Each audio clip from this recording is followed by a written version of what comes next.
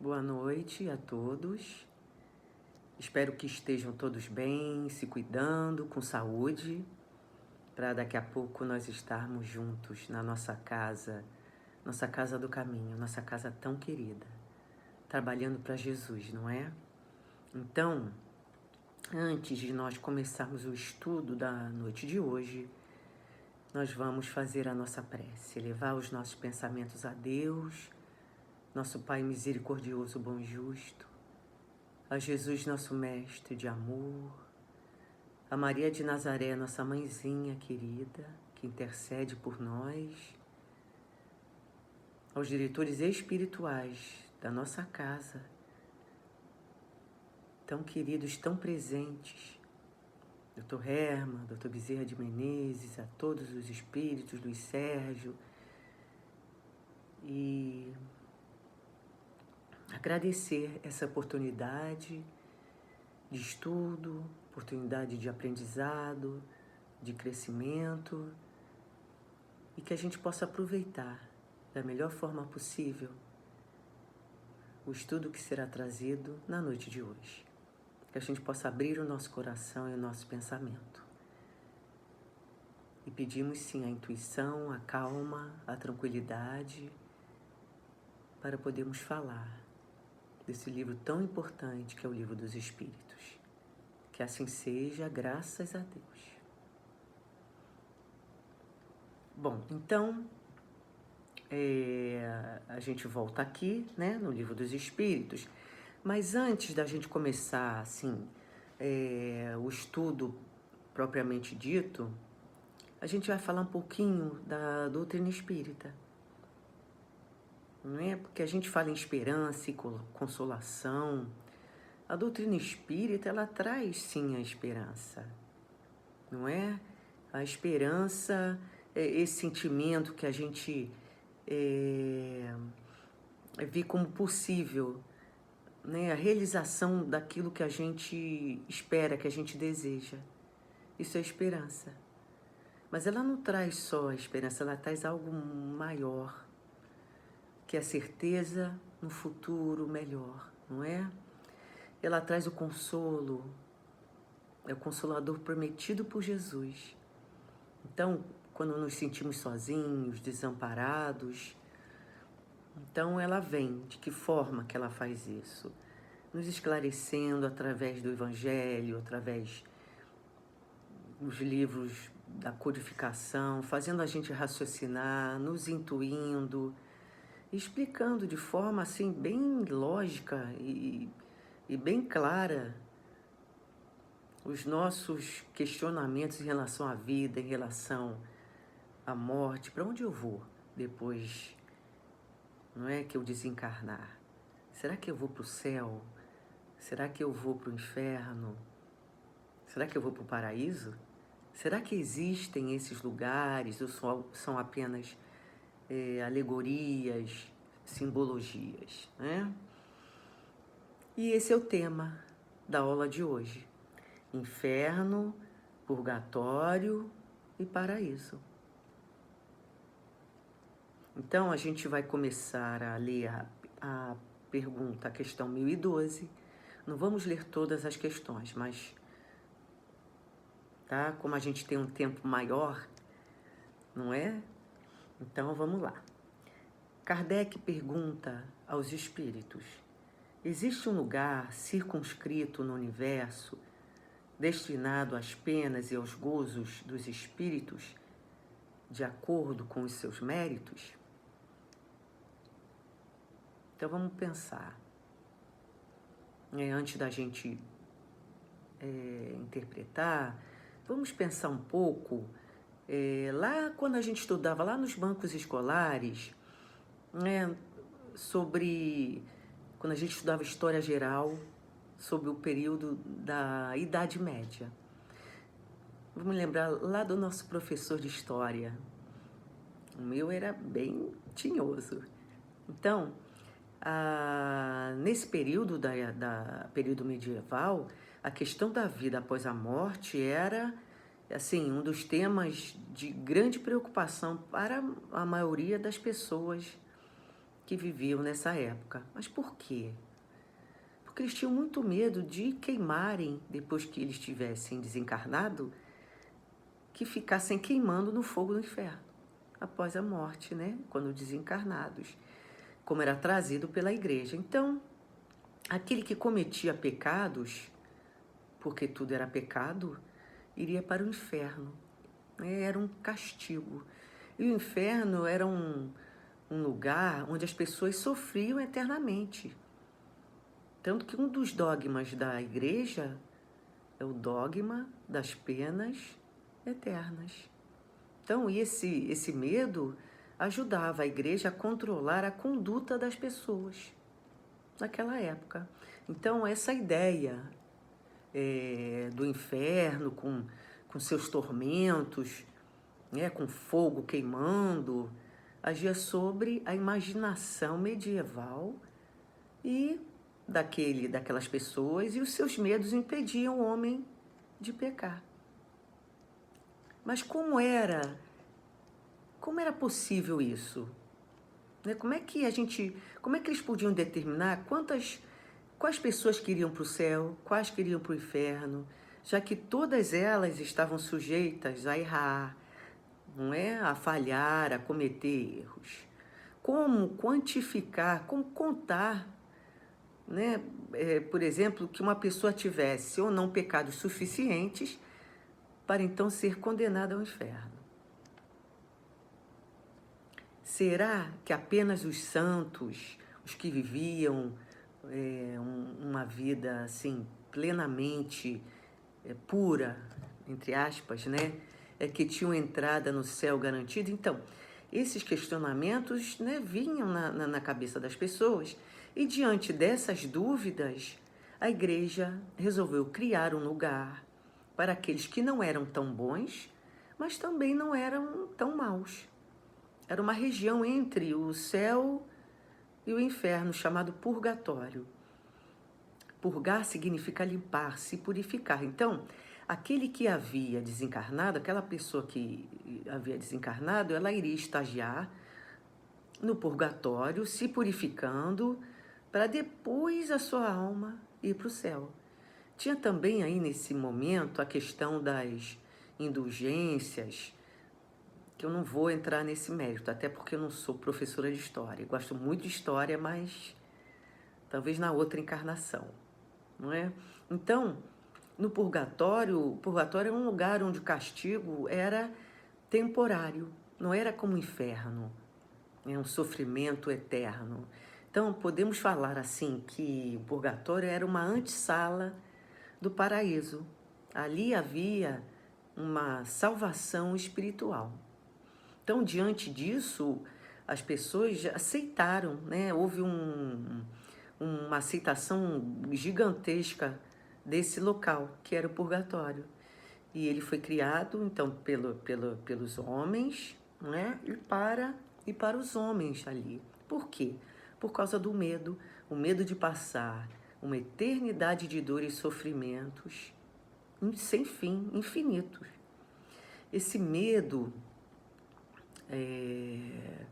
do inferno, né? Ele fez as pessoas acreditarem, aceitarem e defenderem com unhas e dentes esse lugar, o purgatório.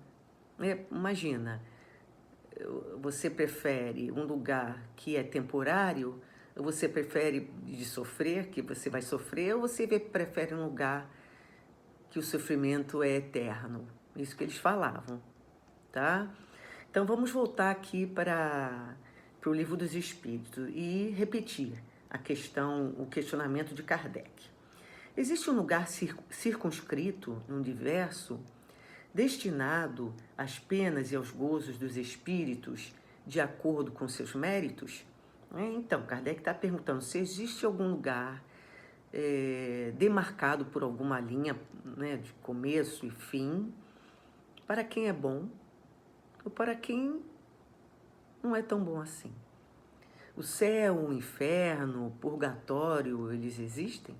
Será que eles estão localizados em algum lugar circunscrito? Não é? Será que eles estão no espaço? Será que eles estão no centro da Terra, ou eles representam assim, ou eles estão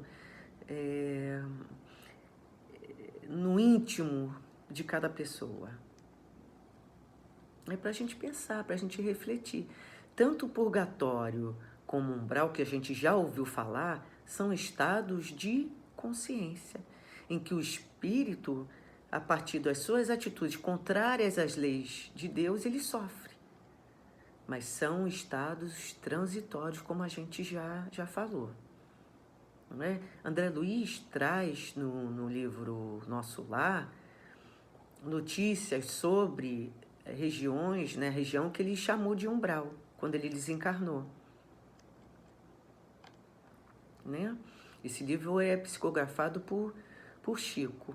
Então, a gente faz aqui uma retrospectiva desse rapidinho, né, do Nosso Lar, desse livro. Né? André Luiz foi um médico na Terra, mas ele conduziu a sua vida de forma assim, ele tinha uma conduta abusiva, né, principalmente em relação à alimentação e ao sexo.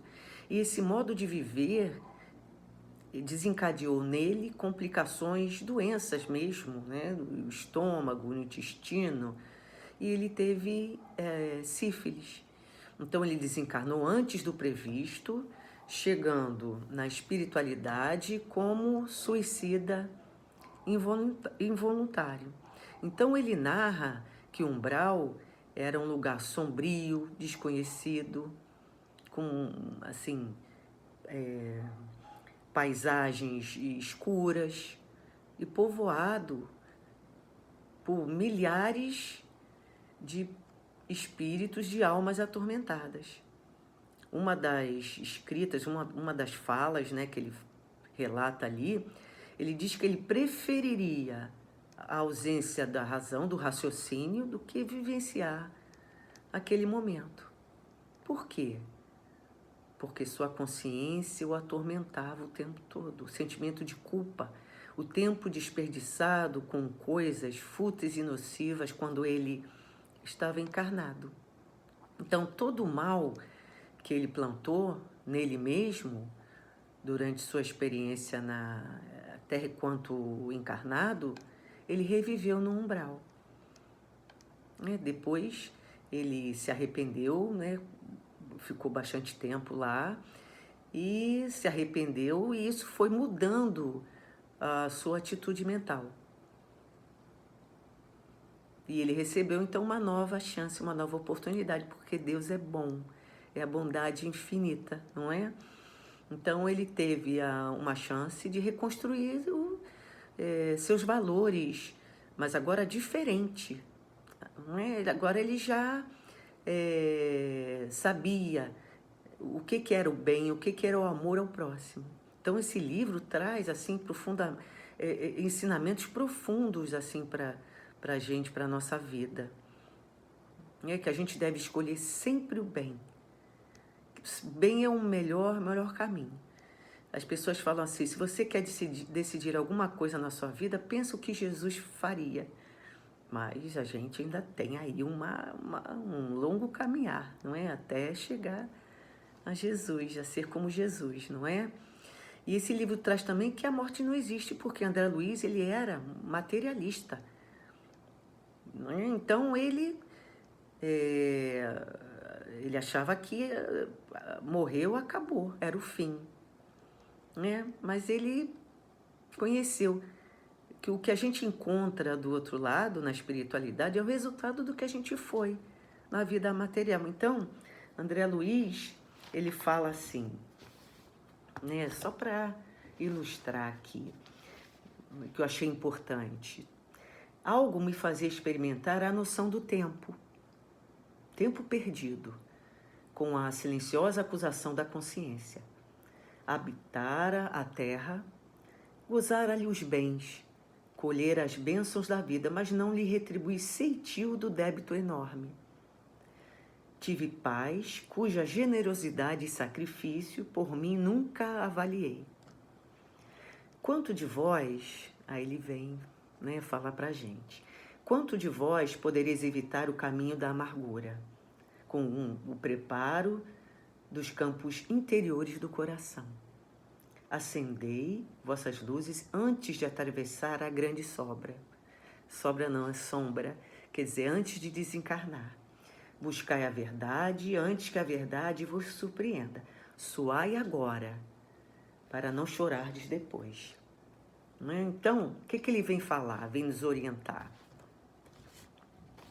Para que a gente não perca tempo com melindres, com discussões inúteis, com apego excessivo das coisas materiais, e sim valorizarmos a vida que temos e trabalharmos em prol de nós e do próximo, não é?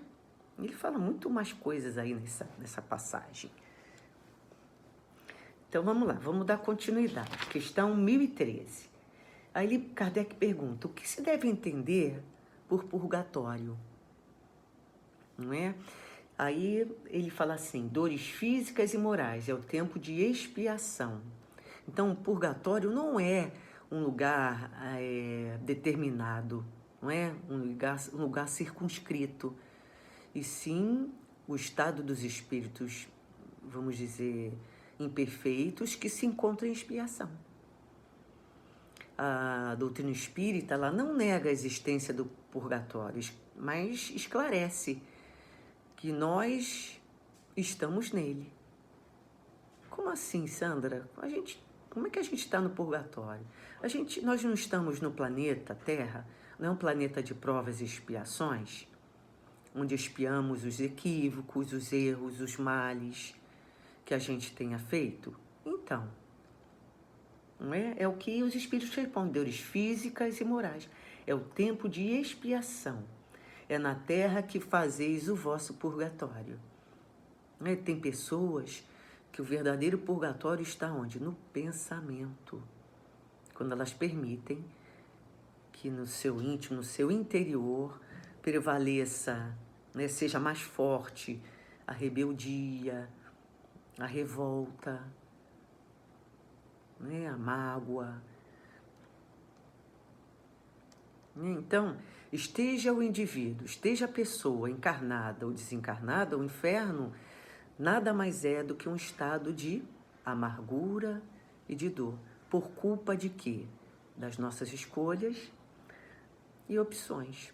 São os nossos conflitos, né? E quem é o gerador disso tudo? Quem é o gerador das nossas felicidades ou infelicidades? Nós mesmos.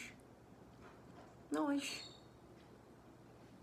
Os espíritos, eles respondem a Kardec, lá no começo, na 1012, que cada um, né, tira de si, cada um aure em si mesmo o princípio da sua felicidade ou da sua infelicidade. Tira de si. Então, onde é que começa o céu ou o inferno? Dentro de nós, com os nossos atos, com as nossas escolhas, com a nossa invigilância, não é? Se nós temos a consciência tranquila, em paz pelo bem que a gente faz, quando a gente bota a cabeça no travesseiro ali com... Ai, ufa, hoje o dia foi bom, eu fiz tudo direitinho, não magoei ninguém, não aborreci, não é? Procurei ajudar. Quando a gente deita a cabeça no travesseiro, a gente sente o quê? Uma alegria, uma felicidade. Então nós estamos aonde? No céu. Agora, quando a gente carrega, né, nos nossos corações o remorso, a mágoa, a culpa pelo que a gente faz de errado, aí é muito complicado, não é? A gente está onde? No inferno, não é? E a gente volta a falar mais uma vez, estejamos encarnados ou desencarnados, tudo que nos rodeia foi inicialmente gerado por nós, não é? Porque são os nossos sentimentos e pensamentos que determinam a realidade que nos envolve. Podemos ter momentos de alegria, de felicidade ou infelicidade. Ah, Sandra, então quer dizer que a minha infelicidade não é culpa do outro? Não.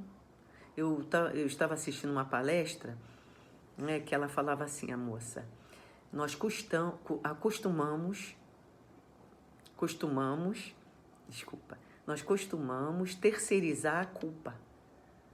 E é verdade. Né? Por exemplo, se a gente conversa com alguém que não tem a mesma opinião que a gente,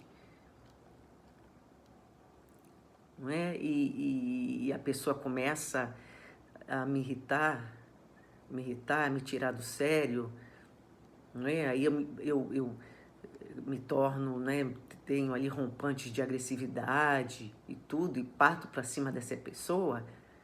A gente vai falar que ele que foi o culpado de eu ter feito isso. E nós que somos o culpados, não é? Fui eu, no caso eu que fui a culpada, porque eu me desequilibrei, só porque ele simplesmente não tinha a mesma opinião que a minha. O respeito aí. Por orgulho, eu me desequilibrei e eu agredi. Olha eu terceirizando a culpa lá para o outro. É desse modelo, é dessa forma que a gente age. Né? Então vamos lá, questão 1016. Em que sentido deve-se entender a palavra céu? Aí os espíritos respondem. Julgas que seja um lugar como os Campos Elíseos dos antigos, onde todos os bons espíritos acham-se promiscuamente amontoados? Sem outra preocupação senão a de gozar de uma felicidade passiva pela eternidade? Não. É o espaço universal, são os planetas, as estrelas e todos os mundos superiores, onde os espíritos gozam de todas as suas faculdades, sem ter as tribulações da vida material, nem as angústias inerentes à inferioridade. Então, assim como construímos o inferno dentro de nós, como a gente falou anteriormente, o céu também a gente pode construir. Então, o céu e o inferno são, assim, em essência, um estado da alma. Né? Um estado da alma que varia conforme o grau evolutivo de cada pessoa. Os valores nobres que a gente deve conquistar, eles podem ser despertados por quê? Pelo Evangelho. Né? Eu falo assim, de tanto a gente fazer palestra, estudar, fazer os cursos e por aí vai, dar aula para os jovens, não é? É impossível. Se a gente quer melhorar, é impossível que a gente não seja despertado por tantos ensinamentos maravilhosos. Não é? Mas a gente tem que ter perseverança, boa vontade e querer se modificar, não é? É luta diária. Então, muita gente relaciona a palavra céu, né, como um lugar onde ficam os anjos com aquela harpa, né, tocando aquela melodia. Não é? E esses, na cabeça dessas pessoas, no pensamento delas, os anjos, os santos, eles não trabalham, eles ficam na posição de adoração a Deus, sem nenhum objetivo. Mas essa ideia está certa? Não. Não está certa, não está correta. Deus trabalha sempre. Jesus, também trabalha. O céu, ele é sinônimo de trabalho, de ação, de movimento. Então, a gente pode chamar de céu, como ele fala aqui, os mundos superiores, ou em toda parte que existirem espíritos puros. Vai existir céu, como a lição traz, onde houver o quê? A paz de consciência, a luz no coração, a serenidade. Tem, assim, pessoas que comentam que tem pavor do inferno, não é? Mas também não movem uma palha para realizar qualquer atividade que lhes dê, né, a oportunidade de conquistar o céu. Vivem naquela inércia, mesmo que as oportunidades apareçam, elas ficam, não sei, por comodismo, na mesma situação.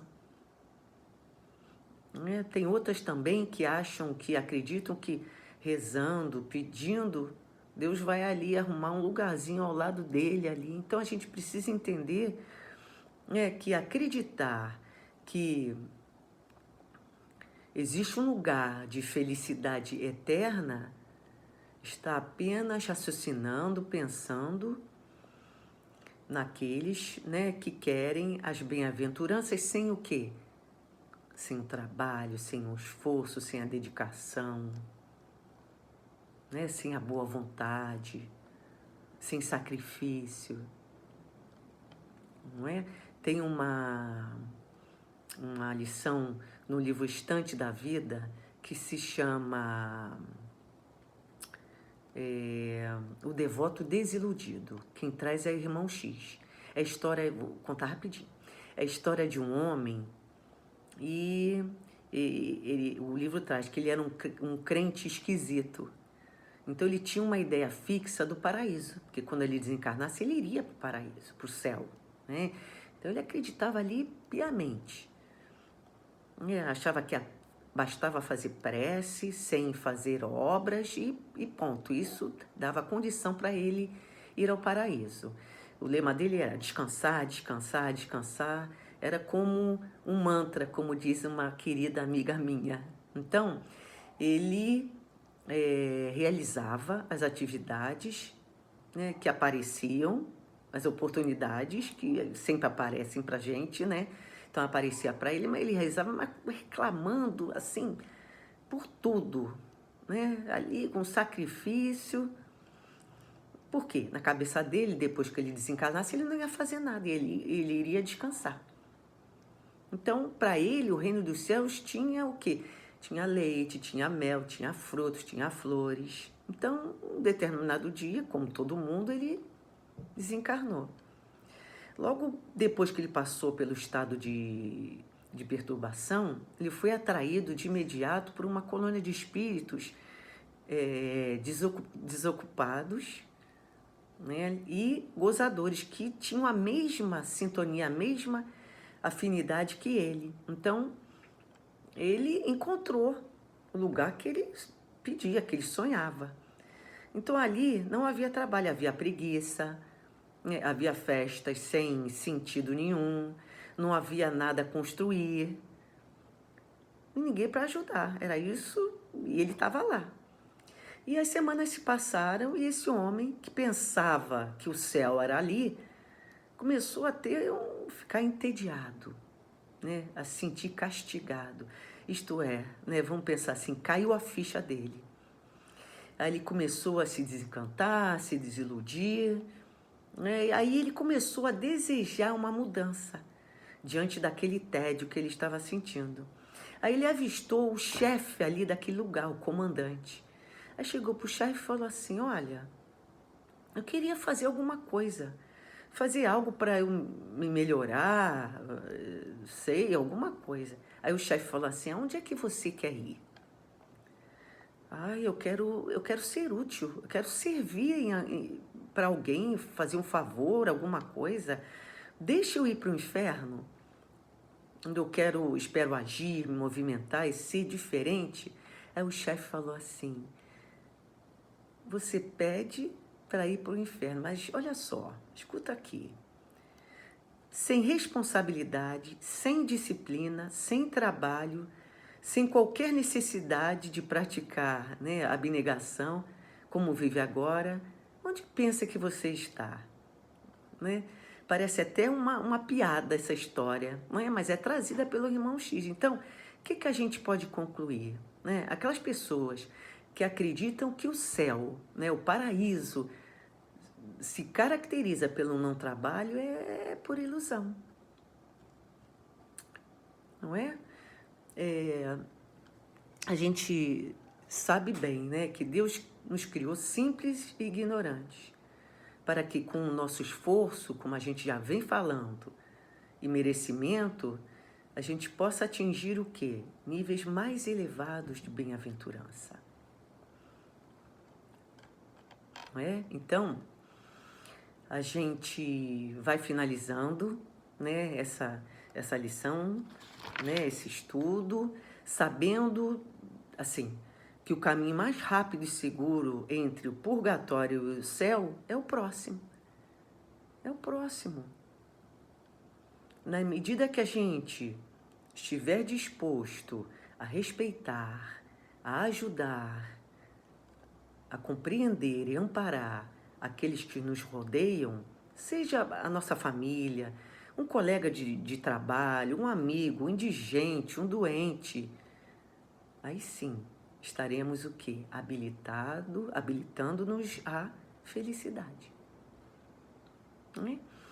Então, que a gente possa internalizar, obrigado pela atenção de todos, e que a gente possa ter aí uma boa noite com Jesus na nossa mente, no nosso coração, e oremos por todos, pela nossa casa, e como eu falei, daqui a pouco a gente vai estar lá junto. Obrigado, fiquem com Deus. Um beijo no coração de cada um.